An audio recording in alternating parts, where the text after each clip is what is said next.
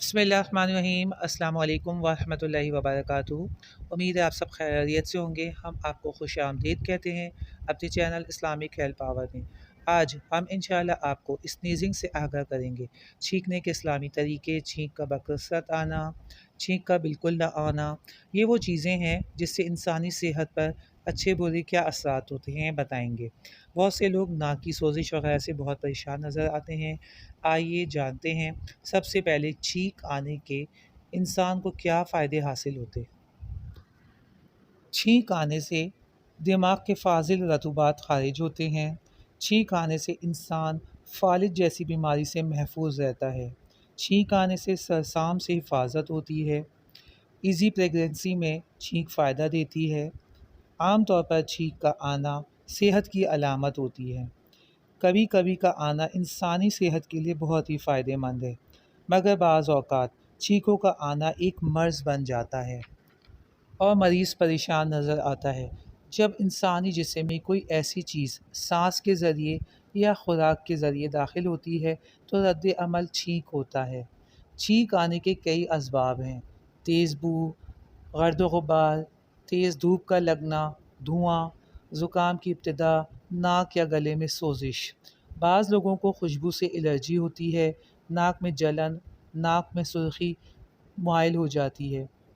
अगर ज़्यादा छींकना आपके लिए मर्ज़ बन गया है तो इलाज ज़रूरी है। कॉमन कोल्ड और फ्लू में इसके लिए परेशान होना ज़रूरी नहीं, मगर एलर्जीज़ की वजह से छींकों का बार बार होना इंसानी जिस्म को हिला कर रख देता है। बाज़ लोग नाक को मुसलसल रगड़ते, झुंझुनाते नज़र आते हैं। ऐसे लोगों की झुंझुनाहट की वजह नाक में होने वाली सलसलाहट होती है, जो उन्हें बेचैन रखती है। लगातार 1, 2 या 3 छींकों का आना कदर सेहत को बेहतर बनाता है, मगर मुसलसल नज़ला, खांसी, बुखार की अलामत समझा जाता है। छींकने से शॉर्ट मसल्स क्विकली रिलैक्स हो जाते हैं। नाक में सोजिश वगैरह से छींकना हो तो बेहतर है रोगन गुल या रोगन कद्दू के चंद कतरे डालकर इसको साफ़ कर लें। इस मर्ज़ में अतरीफ़ल इस्तखुदूस बहुत ही मुफीद रहती है। ये दिमाग को ताकत देती है और इस मर्ज़ से निजात दिलाती है। बाज़ लोगों को बिल्कुल छींक नहीं आती।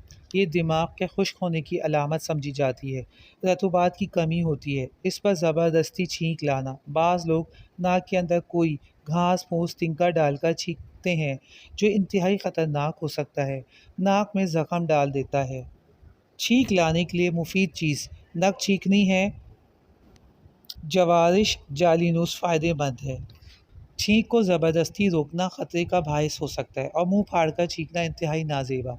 हज़रत अबू हुरैरा से रिवायत है, नबी करीम सल्लल्लाहु अलैहि वसल्लम को छींक आती तो आप अपना हाथ या कपड़ा दहन मुबारक पर रख लेते और अपनी आवाज़ पस्त कर लेते।